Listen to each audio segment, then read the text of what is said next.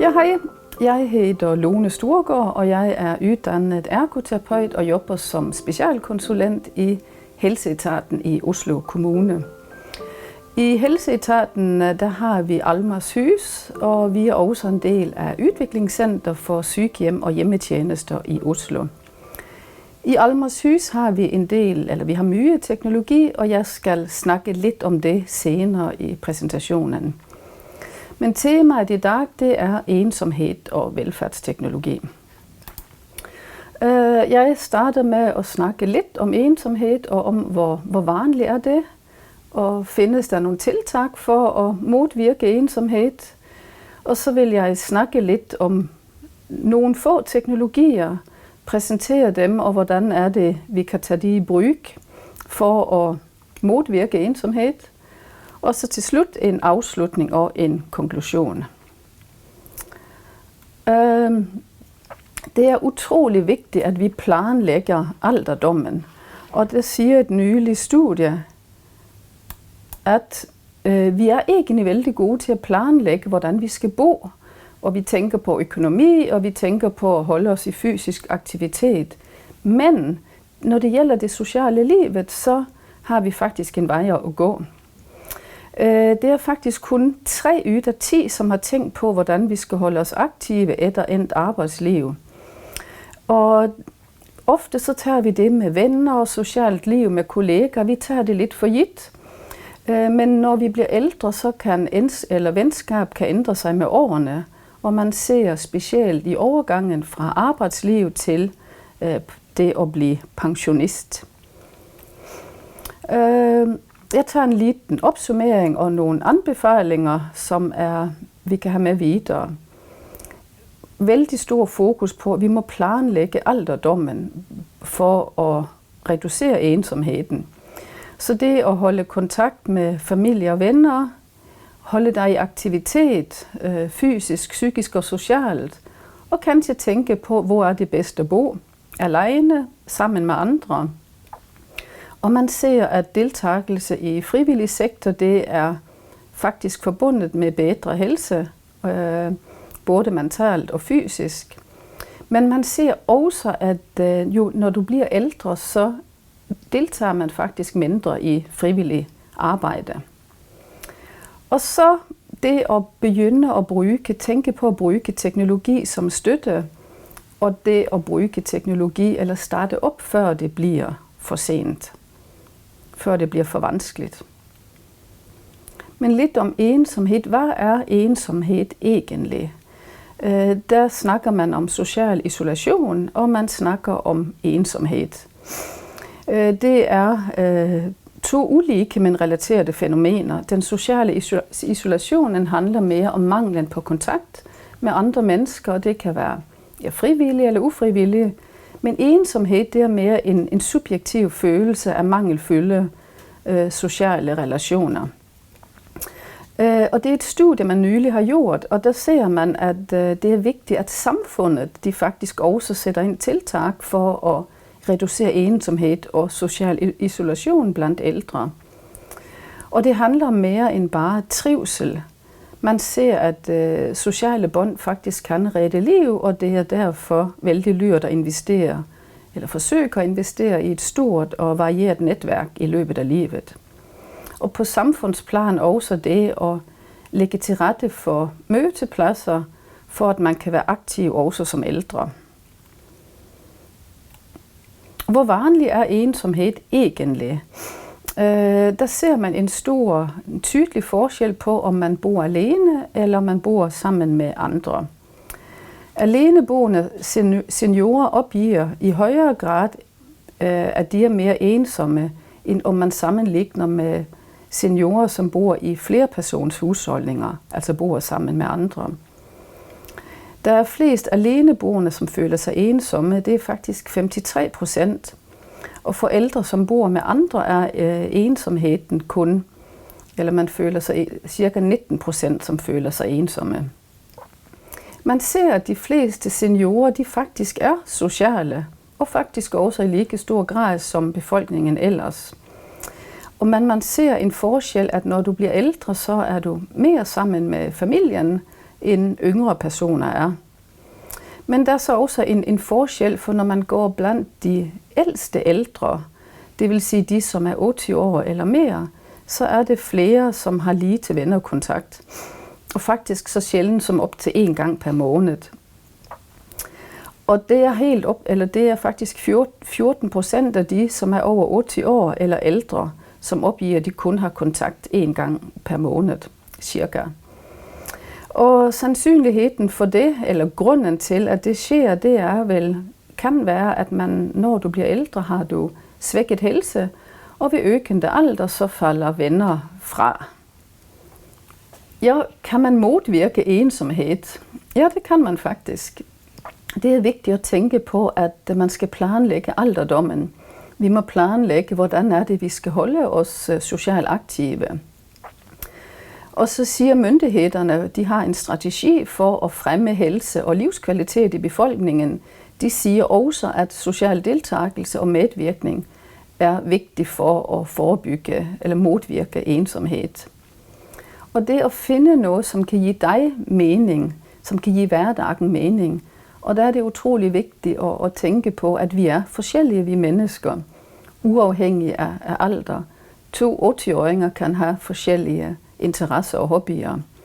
Men uanset så er det vigtigt at tænke på fællesskab, det at have sociale mødepladser, hobby og faktisk også husdyr kan give hverdagen mening.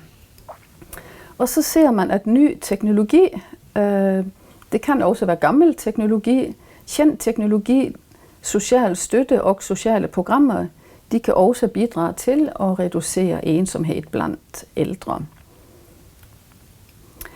En definition på velfærdsteknologi, det er, at teknologisk assistance det kan bidrage til øget tryghed, sikkerhed og social deltagelse.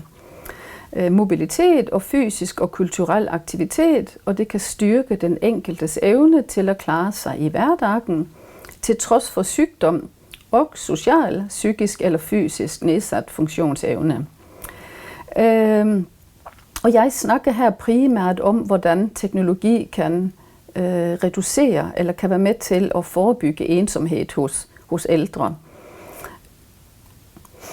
Og når vi skal snakke om teknologi, så er det også vigtigt at tænke på, hvordan de kognitive symptomer kan påvirke folks mulighed for at bruge teknologi.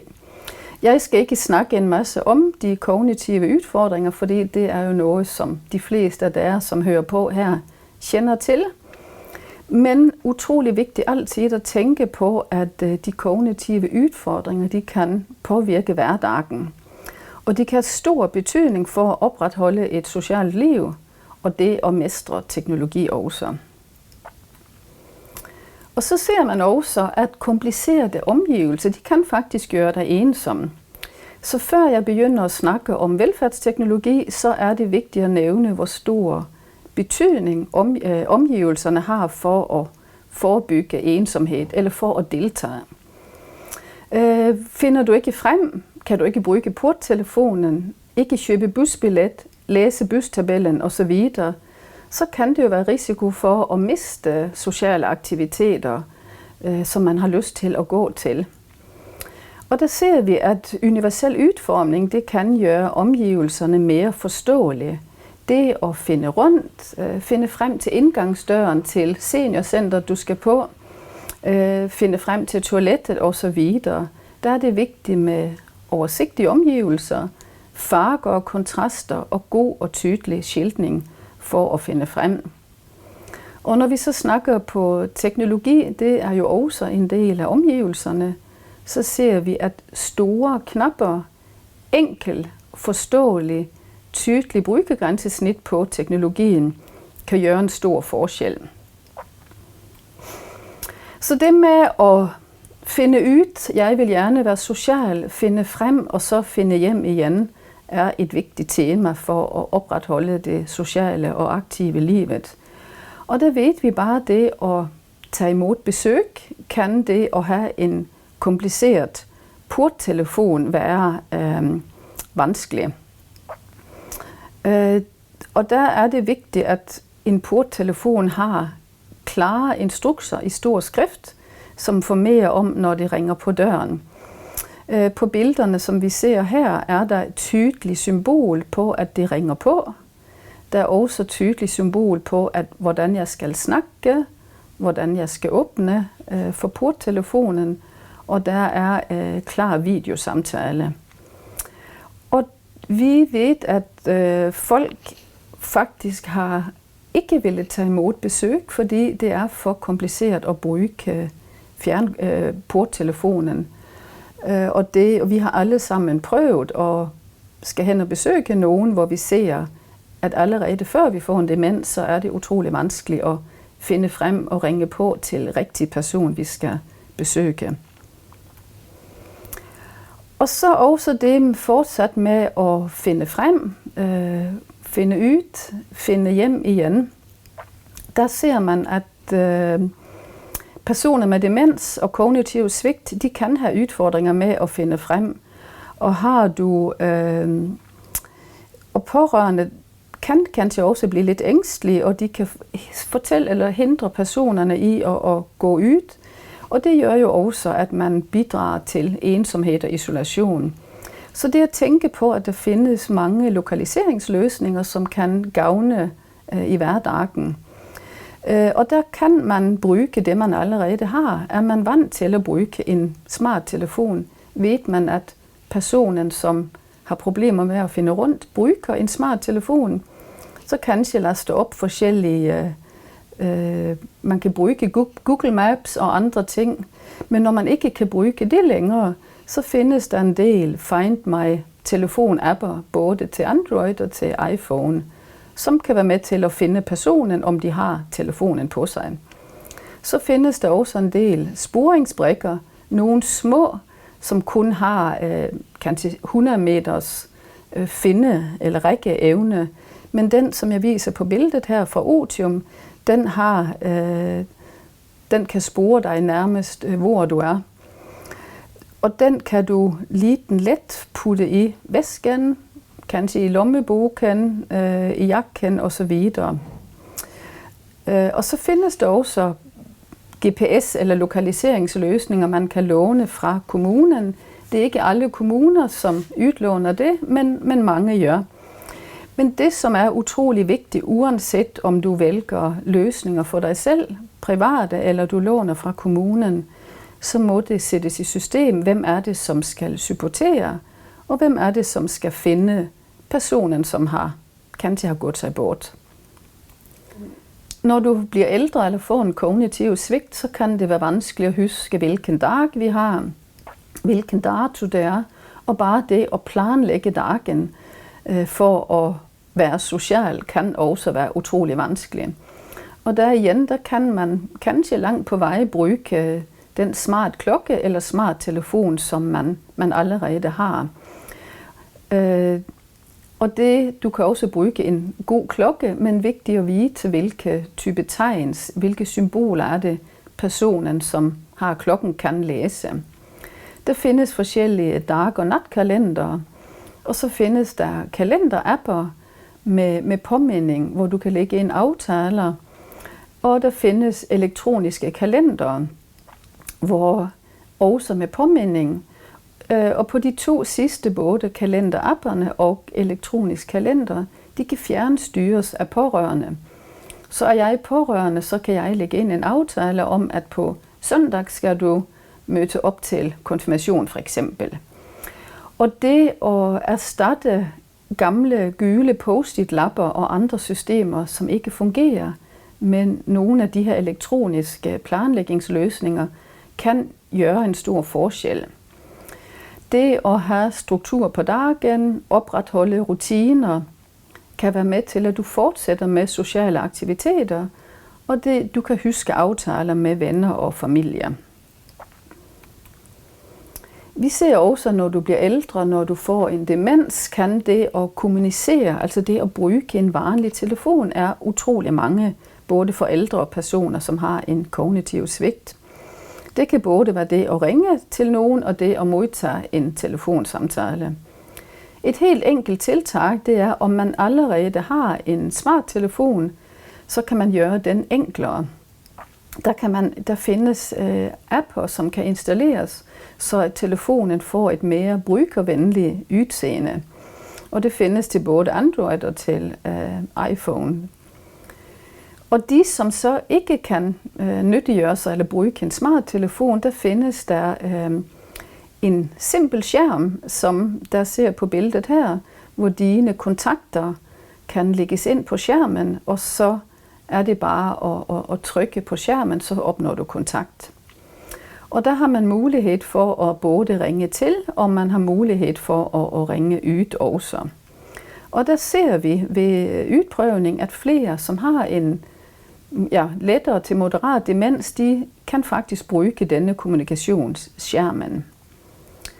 Et andet produkt, som også kan være medvirkende til eller hjælpe til, at man kan kommunicere uden af huset, det er det, som hedder KUMP, som også er en stor kommunikationsskærm, hvor man kan ringe til.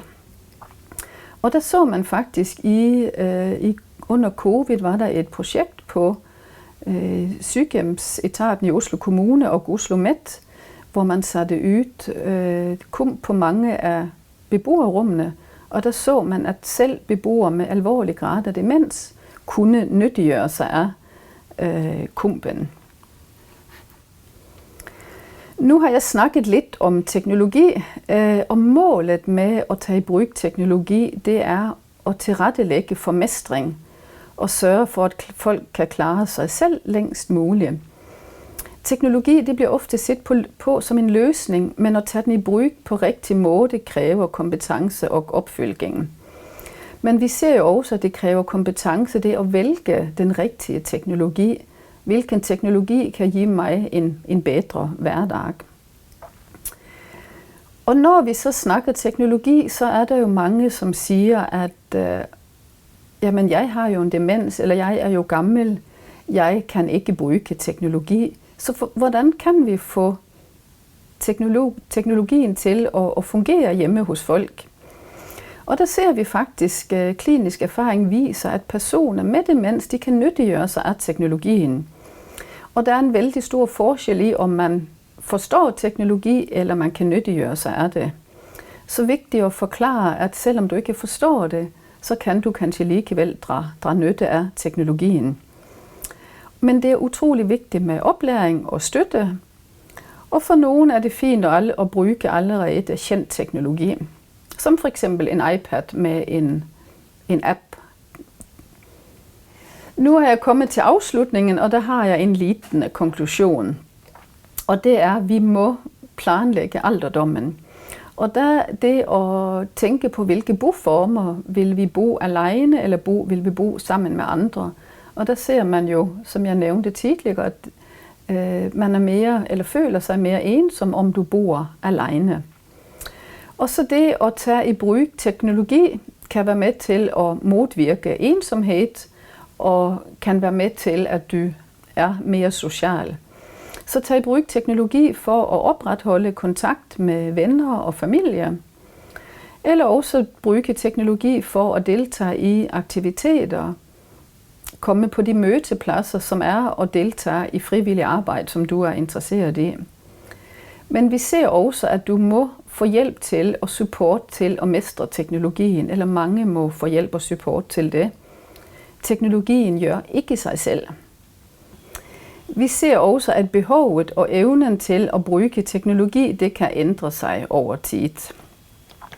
Om du har lyst til at vide mere, eller har du spørgsmål, så kan du gerne kontakte mig.